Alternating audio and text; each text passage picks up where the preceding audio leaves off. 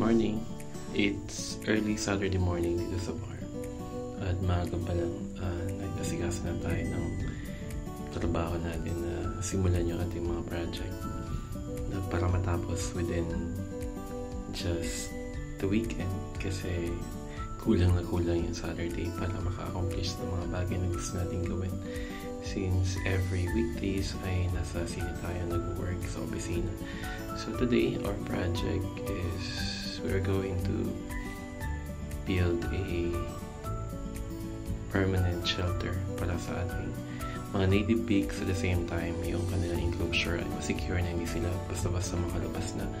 So sa mga bago pa lang nakapanood ng video ko, we have a native pig na isa lang siya before na inahin, na buntis, and then nanganak siya ng 3, kaya naging 4 na, and then binilang ko ng male para may partner siya.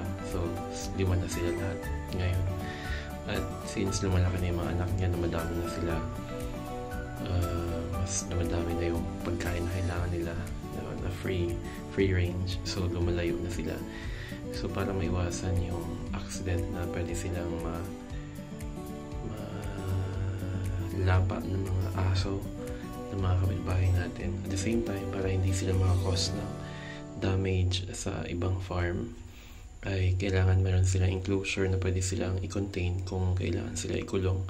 At pagka weekend naman na nandyan ako, pwede ko silang bitawan, naka-free lang the whole day. So as we start yung aming preparation, ginawa ko ay yung mga lumang materials ng yung area kasi na to, dati tong kulungan, may kulungan ng mga manok namin.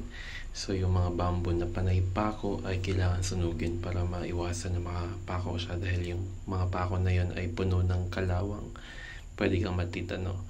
So ang solusyon na naisip ko ay sunugin para maging abo yung mga kahoy na hindi na pwedeng gamitin. At the same time, yung mga pako ay mapunta lang din sa abo.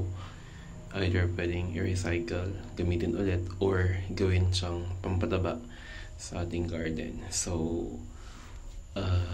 sinunog ko na lang.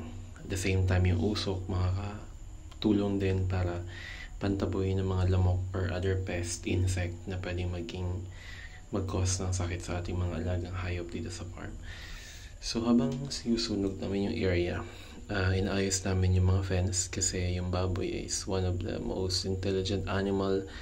Madali sila makaisip or makahanap ng paraan para sila makalabas. Kaya ang ginawa namin, nilagyan namin ng balagbag na bamboo yung sa baba banda ng mga hog wire para hindi nila matulak at para hindi sila makalabas.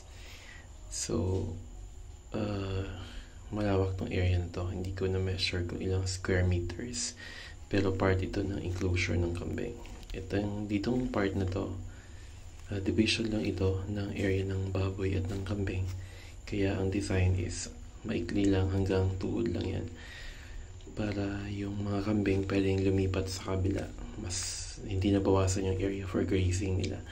Pero yung mga baboy naman, in contrast, hindi makatawid sa kabilang side. So, hindi nila yung kayang talunin.